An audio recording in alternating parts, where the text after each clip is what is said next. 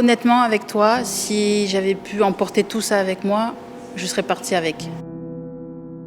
J'avais pas dans l'optique de le dire à qui que ce soit avant aujourd'hui.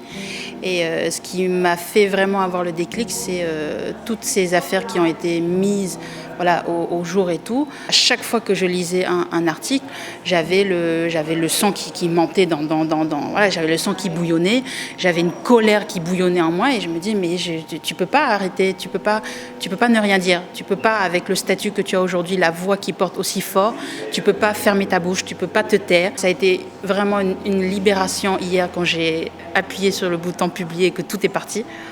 Parce que pour une fois, je disais enfin ce qu'il était vraiment arrivé et je mettais un nom sur chacune des choses. Parce qu'avant encore, je n'avais même pas le courage d'en parler, même à moi-même. C'est-à-dire que dans mon cerveau, je faisais comme si de rien n'était, comme si rien n'était arrivé. Ce qui a fait que j'ai parlé aussi, c'est le comportement de ma sœur. Parce que ma sœur, ce qui s'est passé, c'est qu'il y a 2 semaines, elle a écrit un message sur sa page Facebook en expliquant ce qui s'était passé. Et elle m'a écrit ensuite en me disant « Je n'ai pas mis ton nom parce que je ne voulais pas t'embarrasser. » Et quand j'ai lu ça, je me dis « Mais elle n'a pas à en avoir honte. Et moi aussi, je n'ai pas à en avoir honte, en fait. » Tu vois ? Et c'est elle qui m'a poussée, alors qu'elle, elle a 5 ans de moi. Tu vois ? C'est moi l'aînée. C'est moi qui devrais montrer l'exemple. Et je lui ai dit, je suis désolée. Je suis désolée parce que je ne t'ai pas montré l'exemple. Et c'est ce que je dis dans mon post. Je dis que la plus courageuse, c'est elle. C'est pas moi.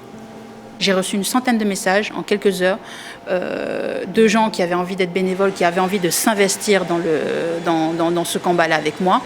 Et plus de 50% des messages, c'était des témoignages. Des gens qui avaient besoin de parler. J'ai aussi reçu des messages négatifs, je ne veux pas te cacher ça. J'ai reçu des messages de gens qui me disaient « Arrêtez de vous victimiser.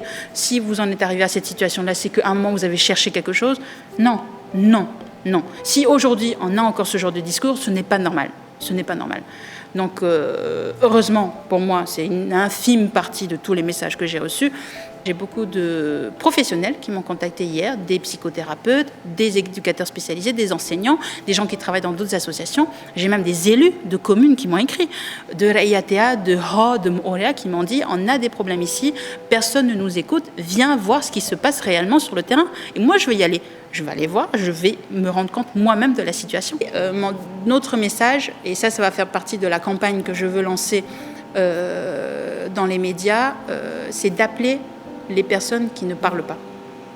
C'est-à-dire tous ces voisins dont on parle dans les tribunaux, qui étaient au courant et qui n'ont rien fait.